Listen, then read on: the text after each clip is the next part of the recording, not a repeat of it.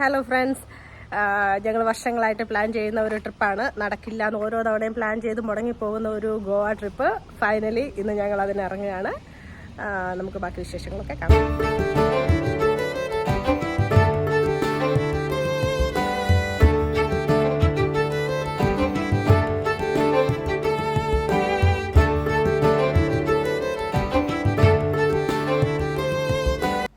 അങ്ങനെ ഞങ്ങൾ പുലർച്ചെ 5:30 മഡ്ഗാവ് സ്റ്റേഷനിൽ എത്തി.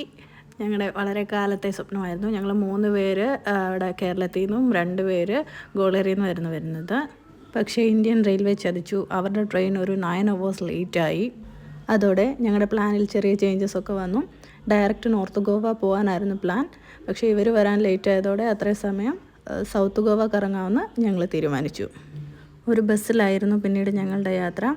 അതിമനോഹരമായ ഗോവൻ കാഴ്ചകൾ കണ്ടു തുടങ്ങിയപ്പോൾ തന്നെ ഞാൻ വളരെയധികം എക്സൈറ്റഡ് ആയിരുന്നു.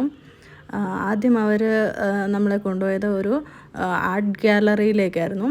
അതായത് ഗോവൻ കൾച്ചർ അതേപടി അവരുടെ പുരാതനമായ ജീവിത രീതികളും കലാരൂപങ്ങളും എല്ലാം വളരെ മനോഹരമായിട്ട് തന്നെ അവിടെ കാഴ്ചവെച്ചിരുന്നു.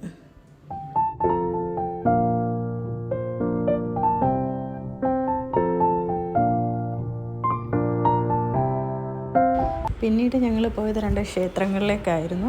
ഒരു നാഗേശി ക്ഷേത്രവും പിന്നീട് ഒരു മഹാദേവൻ്റെ അമ്പലവും. ആ 2 അമ്പലങ്ങളിലേക്കാണ് അടുത്തതായി യാത്ര തിരിച്ചത്. അപ്പോഴേക്ക് ഉച്ചഭക്ഷണത്തിൻ്റെ സമയം അതിക്രമിച്ചിരുന്നു. റെസ്റ്റോറൻറ്റിലെ മെനുവും അവിടുത്തെ കാഴ്ചകളും എല്ലാം വളരെയധികം കൗതുകമുണർത്തുന്നതായിരുന്നു.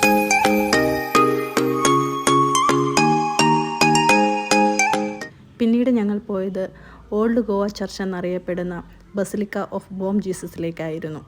സെൻറ്റ് ഫ്രാൻസിസ് സേവിയറിൻ്റെ ശവശരീരം ഇപ്പോഴും സൂക്ഷിച്ചിരിക്കുന്ന ഈ പള്ളി യുനെസ്കോയുടെ ഹെറിറ്റേജ് സൈറ്റ്സിൽ ഉൾപ്പെട്ട ഒന്നാണ്. സൗത്ത് ഗോവയിലെ കാഴ്ചകൾ കണ്ടപ്പോൾ ഇന്ത്യൻ റെയിൽവേയോട് നന്ദി പറയണമെന്ന് തോന്നിപ്പോയി.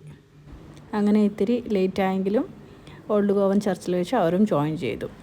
ഈ ഓൾഡ് ഗോവൻ ചർച്ചിൻ്റെ അടുത്തുള്ള മറ്റൊരു കത്തീഡ്രലാണ് ഈ കാണുന്നത്. ഇതിനെക്കുറിച്ചും ഇതിൻ്റെ ചരിത്രത്തെക്കുറിച്ചൊക്കെ നമ്മുടെ ഗൈഡ് ഒരുപാട് കാര്യങ്ങൾ പറഞ്ഞു തരുന്നുണ്ടായിരുന്നു.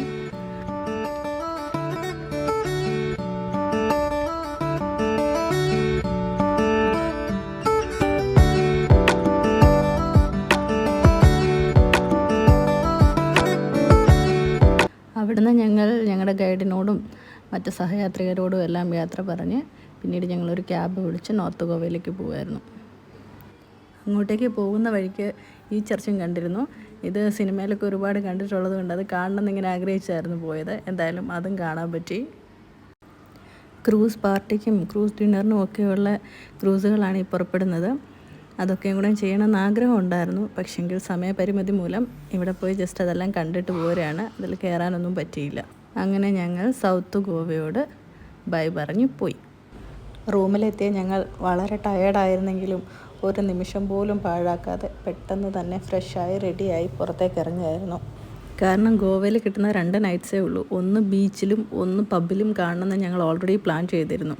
അപ്പോൾ ബീച്ചിലേക്ക് പോകാൻ വേണ്ടി ഞങ്ങൾ റെഡിയായി പെട്ടെന്ന് തന്നെ ഇറങ്ങി. ഞങ്ങളുടെ ഹോം സ്റ്റേയുടെ തൊട്ടടുത്തുള്ള ഒരു റെസ്റ്റോറൻറ്റിൽ നിന്ന് ഫുഡും കഴിച്ച് ഞങ്ങൾ കരാങ്കുട്ടെ ബീച്ചിലേക്ക് നടന്നാണ് പോയത്. പകലിനേക്കാൾ രാത്രികൾക്ക് തിരക്കുള്ള കൊച്ചു നഗരത്തിലൂടെ ആരാലും ശ്രദ്ധിക്കപ്പെടാതെ ആർത്തുല്ലസിച്ച് നടക്കുമ്പോൾ ഒരു കാര്യം മനസ്സിലാകുന്നു: ഈ ഗോവയെക്കുറിച്ച് പറഞ്ഞു കേട്ടിട്ടുള്ള നെഗറ്റീവുകളൊന്നും സത്യമല്ല. ഇവിടെ ആരും ആരെയും ശ്രദ്ധിക്കുന്നില്ല. എല്ലാവരും സ്വതന്ത്രരാണ്.